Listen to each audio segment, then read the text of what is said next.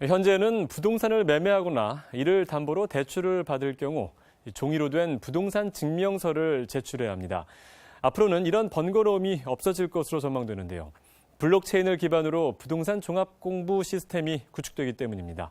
박찬영 기자의 보도입니다. 지난 한 해 발급된 부동산 증명서는 약 1억 9천만 건. 금액으로는 1,292억 원에 달합니다. 여기에 종이로 된 증명서는 위 변조가 쉬워 부동산 범죄에 악용되기도 합니다. 앞으로는 종이로 된 부동산 증명서가 없어질 전망인데요. 국토교통부와 과학기술정보통신부는 블록체인 기반으로 부동산 종합 공부 시스템을 구축합니다. 블록체인이란 누구나 열람할 수 있는 장부의 거래 내역을 투명하게 기록해서 여러 대의 컴퓨터에 이를 복제해 저장하는 기술인데요.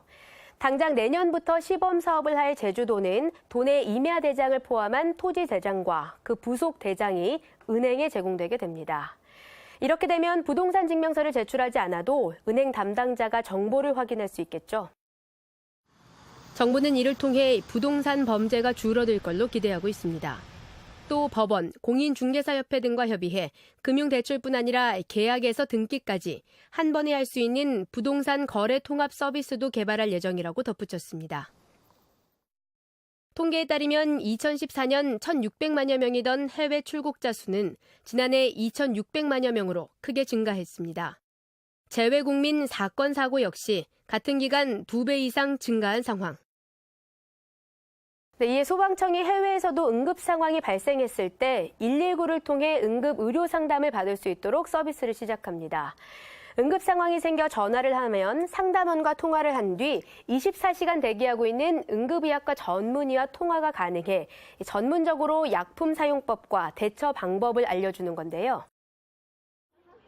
소방청은 우선 일본 지역을 대상으로 석 달 동안 시범 운영한 뒤 차차 가능 국가를 넓혀나갈 방침입니다. 또 여행객이 해외에서 로밍을 했을 때 휴대전화에 관련 문자가 발송되도록 해 이 같은 서비스를 알릴 예정입니다. 울긋불긋 단풍이 지고 낙엽이 내려앉은 가을길. 낙엽을 밟으며 나는 바스락거리는 소리는 가을이 아니면 듣기 힘들죠. 하지만 이맘때 낙엽을 수거하는 지자체는 고민이 많아진다고 합니다.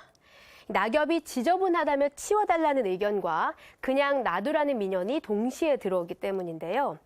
실제 제때 치우지 않으면 배수로에 쌓여 물이 막히기도 하고 보행에 지장을 주기도 합니다.